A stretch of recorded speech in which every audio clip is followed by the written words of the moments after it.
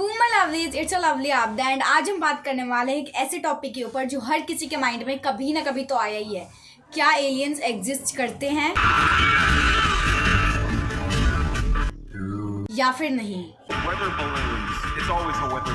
ये एक ऐसा क्वेश्चन है जो बहुत सारे लोगों से पूछा गया है एंड बहुत सारे लोग इसके बारे में अलग अलग थ्योरीज बताते हैं। सो आज के इस वीडियो में हम फाइंड आउट करने वाले हैं कुछ ग्रेट साइंटिस्ट के थ्योरीज के अकॉर्डिंग एंड एक कंक्लूजन पे आने वाले हैं। So video must be interesting, video को एंड तक देखना। Without any further let's get started.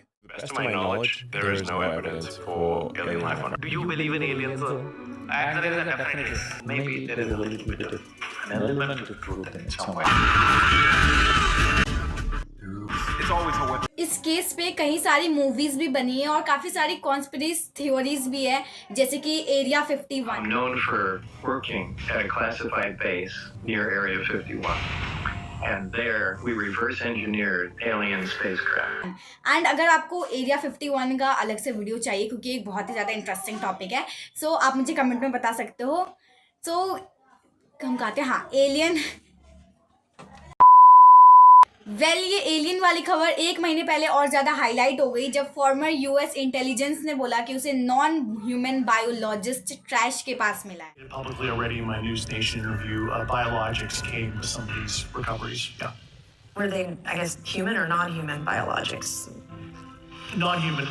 Chaim Eshed is making the extraordinary claim that the United States and Israel have been in contact with a group of aliens. Not only these persons but हम जैसे normal लोगों ने भी ये claim किया है कि उन्होंने एलियन को देखा है। जैसे कि आप ये पिक्चर्स को देखो, ये नॉर्मल लग रहा है बहुत, but let me tell you the story behind this picture. Actually में ये पिक्चर 31 मई 1947 का है। आज़ादी से अप्रॉक्स 3 महीने पहले का पिक्चर है। नयागढ़ एक इलाका है एंड वहाँ पे 2 दोस्त रहते थे एंड उन्होंने ये चीज़ क्लेम किया कि उन्होंने एक स्पेस क्राफ्ट देखा है, उसके अंदर एलियंस देखे हैं अर्थ पे आते हुए उनके घर के पीछे। एंड वही जो उन्होंने क्लेम किया वो एक आर्टिस्ट के पास गया एंड उन्हें बताया एंड उस आर्टिस्ट ने जो भी उन्होंने बताया उसको ड्रॉ किया एंड ये पिक्चर सामने आई। अगर आपने आपदा की वीडियोस देखी है तो आपको पता होगा कि काफ़ी सारे लोग फेम के लिए एंड सिर्फ और सिर्फ हाईलाइट होने के लिए ये सारी बकवास करते हैं। बट अगर आपने ओपेनहाइमर मूवी देखी होगी, You are the man who gave them the power to destroy themselves. तो आप फर्मी को पक्का जानते होंगे जिसकी वजह से एटॉमिक बॉम्ब बनाना पॉसिबल हो पाया था। सो वो एक और चीज़ के लिए काफ़ी ज़्यादा फेमस है, वो है फर्मी पैराडॉक्स। 1950 की बात है कि फर्मी अपने दोस्तों के साथ कुछ महान फिजिशियंस के साथ म्यूजियम में गए थे लंच करने के लिए एंड वहाँ पे काफ़ी ज़्यादा हंसी मजाक चल रहा था न्यू यॉर्कर्स की मैगजीन के ऊपर। एक्चुअली में न्यूयॉर्क में उस टाइम पे एक मिस्ट्री बहुत ज़्यादा फेमस हुई थी, जो ये थी कि वहाँ से डस्टबिन गायब हो जाते हैं रात में, वहाँ पे डस्टबिन ही कोई लेके चला जाता है। एंड साथ ही साथ उस टाइम पे बहुत सारे लोग ये क्लेम करते थे कि उन्होंने सॉसर्स देखे हैं आसमान में। एंड न्यूयॉर्कर ने इन दोनों चीज़ों को मिक्स कर दिया एंड अपनी एक मैगजीन लॉन्च की जिसमें उन्होंने ऐसा एक कार्टून दिखाया कि एलियंस नीचे ज़मीन पे आ रहे हैं एंड वो डस्टबिन लेकर जा रहे हैं। एंड इसी फन में, इसी डिस्कशन में फर्मी ने एक बात बोली कि आखिर एलियंस हैं कहाँ, वेयर इज़ एवरीबडी, एंड यही बन गया फर्मी पैराडॉक्स। एक्चुअली में हमारा जो पूरा यूनिवर्स है वो 93 बिलियन लाइट ईयर्स के स्पीड में है।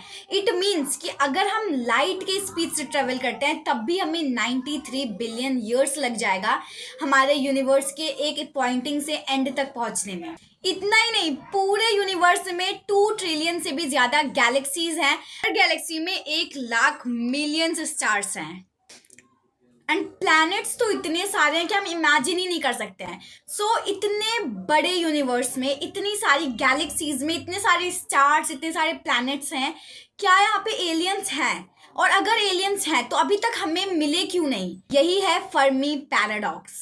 अगर हमारा ये यूनिवर्स इतना बड़ा है एंड हम इतने ज़्यादा टेक्नोलॉजी में ऑलरेडी आगे पहुंच चुके हैं, तो क्यों हमें अभी तक एक भी कोई ऐसा एविडेंस नहीं मिला है जिससे ये हम बता सके कि एलियंस हैं, इस पूरे यूनिवर्स में एलियंस एग्जिस्ट करते हैं। बट हर एक प्लैनेट पे, हर एक गैलेक्सी में गोल्डीलॉक्स जोन नहीं होता है जिसकी वजह से लाइफ पॉसिबल हो।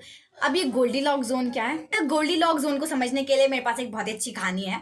सो आप में से कई सारे लोगों ने 3 बेयर्स वाली कहानी तो सुनी ही होगी, जिसमें एक पापा बेयर रहते हैं, एक मम्मा बेयर रहती है एंड एक बच्चा बेयर रहता है, आई मीन चाइल्ड बेयर। सो वो तीनों मम्मा बेयर खाना बनाने के बाद वो तीनों फैमिली मेम्बर बाहर जाते हैं टहलने के लिए एंड उसी बीच एक बच्ची आती है उनके घर पे एंड उसको बहुत तेज़ भूख लग रही होती है। सो क्योंकि घर पे कोई रहता नहीं है तो वो अंदर आ जाती है एंड टेबल पे देखती है कि 3 प्लेट हैं। एक प्लेट पे तो जो खाना है, जो दलिया है, वो काफ़ी ज़्यादा ठंडा हो चुका है। दूसरे वाले प्लेट पे वो मॉडरेट है, ना कि ज़्यादा ठंडा है ना कि गर्म है, एंड तीसरा वाला बहुत ज़्यादा गर्म है। सो वो जो बीच वाला होता है, जो मॉडरेट होता है, ना ज़्यादा गर्म ना ज़्यादा ठंडा, उसको चूज़ करती है खाने के लिए। सो अब आप सोच रहे होगा कि क्या बता रही है, हमें ये नहीं जानना, हम एलियन के बारे में जानना है। सो एक्चुअली में हमारा जो लाइफ है वो भी मॉडरेट के ही बीच में है। अगर हम ज़्यादा गर्म वाले इलाके में रहते हैं, अगर हम फॉर एग्जांपल मरकरी पे रहते हैं तो वहाँ पे लाइफ पॉसिबल नहीं होती, या फिर जुपिटर पे रहते हैं वहाँ पे भी लाइफ पॉसिबल नहीं होती। हम अर्थ पे हैं जो एक बहुत ज़्यादा परफेक्ट प्लेस है, बहुत ज़्यादा परफेक्ट ऑर्बिट है हमारे लिए सर्वाइवल के लिए। एक मॉडरेट टेम्परेचर रहना बहुत इंपॉर्टेंट है किसी भी लोगों के सर्वाइव करने के लिए, एंड यही मॉडरेट टेम्परेचर होना चाहिए अगर एलियन इस वर्ल्ड में सर्वाइव करते हैं तो। सिर्फ गोल्डीलॉक जोन नहीं, और भी काफ़ी सारे फैक्टर्स होते हैं जो डिपेंड करते हैं कि उस प्लैनेट पे लाइफ पॉसिबल है या नहीं। जैसे कि कौन सा स्टार उसके सबसे ज़्यादा नियर है, कौन से सन से कितना ज़्यादा डिस्टेंस है उसका, एंड ऑल। एस्ट्रोनॉमर फ्रैंक ने 1961 में एक फॉर्मूला भी क्रिएट किया था ये पता लगाने के लिए कि कौन से प्लैनेट पे लाइफ पॉसिबल है। सो हमें क्वेश्चन तो पता है, इट मीन्स कि अब हम आंसर भी निकाल सकते हैं? बिल्कुल भी नहीं। एक्चुअली में प्रॉब्लम ये है कि क्वेश्चन तो हमें पता है बट इसके एग्जैक्ट वैल्यूज अभी तक नहीं पता है, जिसकी वजह से जब तक वैल्यूज नहीं पता चलेंगे तो आंसर भी नहीं पता चलने वाला है। हमारे पास फर्मी पैराडॉक्स है बट उसका एविडेंस नहीं है, हमारे पास इक्वेशन है बट उसका वैल्यू नहीं है, तो कैसे पता करें कि एलियन एग्जिस्ट करते हैं या नहीं? बहुत सारे साइंटिस्ट ने इस ड्रेक इक्वेशन से ही आंसर निकालने की कोशिश की है। जैसे कि यहाँ पे एक वैल्यू गिवन है n, यानी कि number of advance technology on milky way Galaxy, जो है सिर्फ और सिर्फ 1/10 बिलियन ट्रिलियंस। एडम फ्रैंक जो इस पेपर के ऑथर है, उन्होंने बताया कि वो ये बिलीव नहीं कर सकते कि इस पूरे मिल्की वे गैलेक्सी में सिर्फ एक अर्थ ही ऐसा है जहाँ पे एडवांस टेक्नोलॉजी है एंड वहाँ पे ह्यूमंस रहते हैं, एंड इसके उन्होंने 3 अलग रीजंस बताए हैं। बेसिकली उनके अकॉर्डिंग हमारे सिविलाइजेशन से पहले भी बहुत सारी सिविलाइजेशंस आ चुकी है इस अर्थ पे। इसका पहला रीज़न है कि हमारे इस ऑब्जर्वेबल यूनिवर्स में इतने सारे प्लैनेट्स हैं कि हम इमेजिन भी नहीं कर सकते हैं। सो हम कैसे ये बता सकते हैं कि पूरे यूनिवर्स में सिर्फ एक ही ऐसा प्लैनेट है जहाँ पे लाइफ पॉसिबल है? When I get asked what are the chances there's life out there, I always answer 100%. Just because there's so many stars and planets, we think pretty much every star has planets. दूसरा reason कि scientist ने इस अर्थ पे ऐसी जगह ढूंढी है जहाँ पे कोई लाइफ एक्सपेक्ट भी नहीं कर सकता।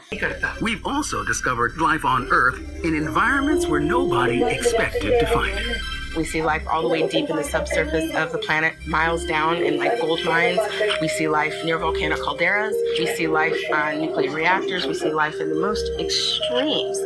तो जब अर्थ पे ऐसी जगह फाइंड आउट किया जा सकता है जहाँ पे लाइफ एक्सपेक्ट ही ना किया जा सके, सो इस यूनिवर्स में भी तो ऐसी प्लेसेस होगी जहाँ पे लाइफ हम एक्सपेक्ट नहीं कर रहे हैं बट वहाँ पे कोई तो हो सकता है। एंड इसका तीसरा रीज़न है हमारा अर्थ क्योंकि इतना ज़्यादा पुराना है। Let me give you an example कि फॉर एग्जांपल कि आप जो भी अभी 2025 चल रहा है तो 2025 के 1 जन पे अर्थ जो है क्रिएट हुआ ड्यू टू बिग बैंग, जैसा हमें पता ही है।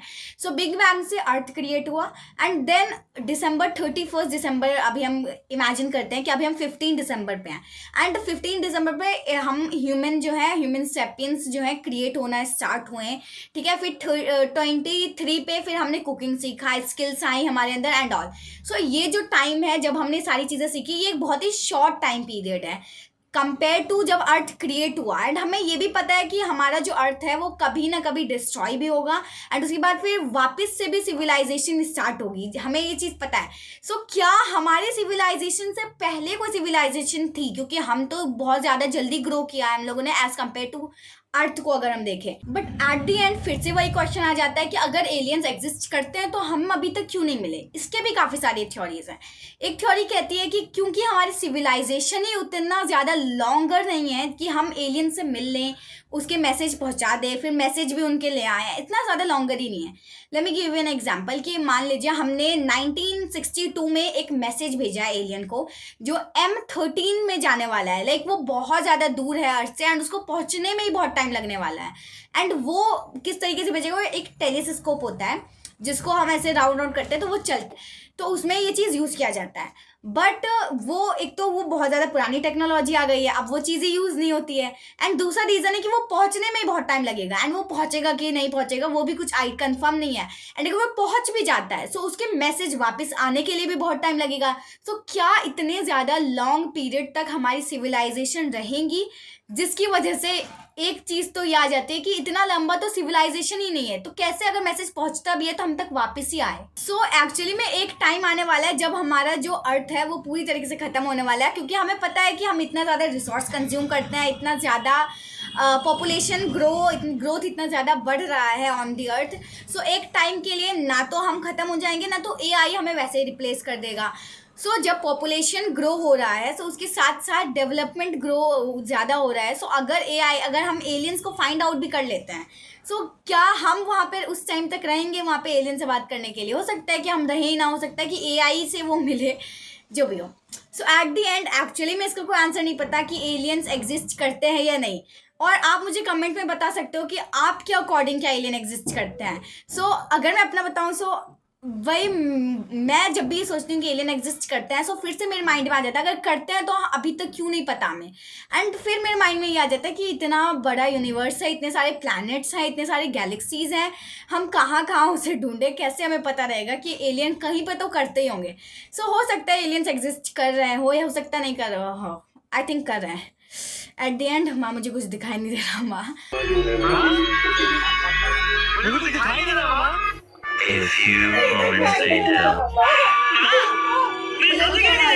Bye bye, see you in the next videos. And हाँ, वीडियो बनाने में बहुत टाइम लगा, बहुत मेहनत लगी है। सो अगर आपको वीडियो अच्छी लगी तो वीडियो को जरूर लाइक करना, let me know in comment कि आपको नेक्स्ट वीडियो कौन सी चाहिए। एंड चैनल पे नहीं हो so please do subscribe. Bye bye.